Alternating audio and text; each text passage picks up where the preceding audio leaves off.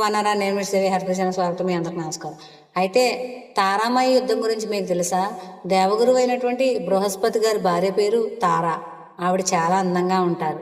అయితే చంద్రుడు ఒకసారి ఆయన ఏం చేశారంటే ఆ యొక్క దేవగురువు అయినటువంటి బృహస్పతి గారి భార్యని ఎత్తుకెళ్ళిపోతారు. ఎత్తుకెళ్ళిపోయి ఎన్నిసార్లు ఆయన ఇచ్చే మన భార్య నాకు అప్పగించమని అడిగినా ఆయన అప్పగించరు. ఇక తారాదేవి అయితే ఆమె మనసుని చంద్రుడు ఆక్రమిస్తారు. ఆమెకు తెలియదు ఆవిడ ఎక్కడున్నదన్న విషయం. అలాంటి స్థితిలో ఆమె ఉన్నారు. అప్పుడు బృహస్పతి గారు చంద్రుని శపించరు. దైవాన్ని నమ్ముకుంటారు, ధర్మాన్ని నమ్ముకుంటారు. వీడు అజ్ఞానంతో చేస్తున్నాడు అని ఆయన విజ్ఞానంగా ఆలోచించి ఇచ్చే నా భార్య నాకు అప్పగించిప్పని ఎన్ని విధాలు అడిగినా ఆయన ఇవ్వరు.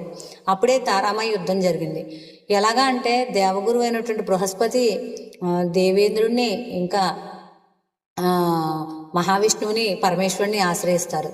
ఈ యొక్క పరమేశ్వరుడు మహావిష్ణువు అందరూ కూడా ఈ యొక్క బృహస్పతి వైపుకి వచ్చి యుద్ధం చేస్తారు, సిద్ధంగా ఉంటారు.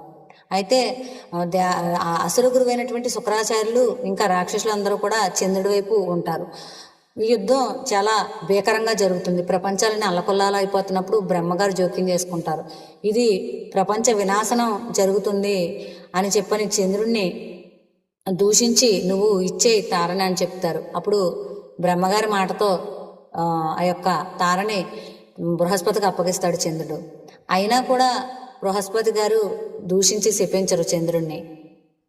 ఈయన గ్రహించి భార్యను తీసుకెళ్తారు. ఈమెది ఏమీ తప్పులేదు, ఆమె నిర్దోషి అని చెప్పని. కానీ అప్పటికే ఆమె గర్భవతి. బుధుడు జన్మిస్తాడు. ఆ యొక్క బుధుడు చంద్ర సంతానం అని నిర్ణయిస్తారు. అయితే కూడా తర్వాత రోజుల్లో శిక్షించడానికి నేనెవరిని అని వదిలేస్తాడు. తర్వాత రోజుల్లో దక్షుడు 27 భార్యలను కూతుళ్ళను కూడా ఈయన చేసుకుని ఆయన అందులో రోహిణిని బాగా చూసుకుని మిగతా వారిని ఉపేక్షిస్తే దక్ష ప్రజాపతి శపిస్తారు క్షయవ్యాధి వచ్చేయాలని. అలాగే ఆయన కళలు నశించడం, ఈ యొక్క ఎవరు ఉపేక్షించినా ఆ యొక్క ప్రకృతి ఉపేక్షించదు. ఏదో ఒక రూపాన అతను శాపగ్రస్తుడయ్యాడు, ఆయన శిక్ష అనుభవించారు. మనం వదిలేసిన ఈశ్వరుడు వదలడు అన్నది నిర్ణయించుకోవాలి. శాపం ఇచ్చే అవకాశం ఉన్నా ఇవ్వలేదు.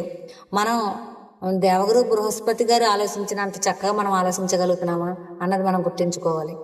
అలాంటి దేవగురు బృహస్పతి గురుపత్ని తల్లి వంటి ఆమెను ఆయన అపహరించినందుకు ఆయన అపకీర్తి సంపాదించుకున్నారు. క్షయవ్యాధి వచ్చింది ఆయనకి. ఆయన ఎన్నో అలసట్లు పడ్డారు, చాలా ఇబ్బందులు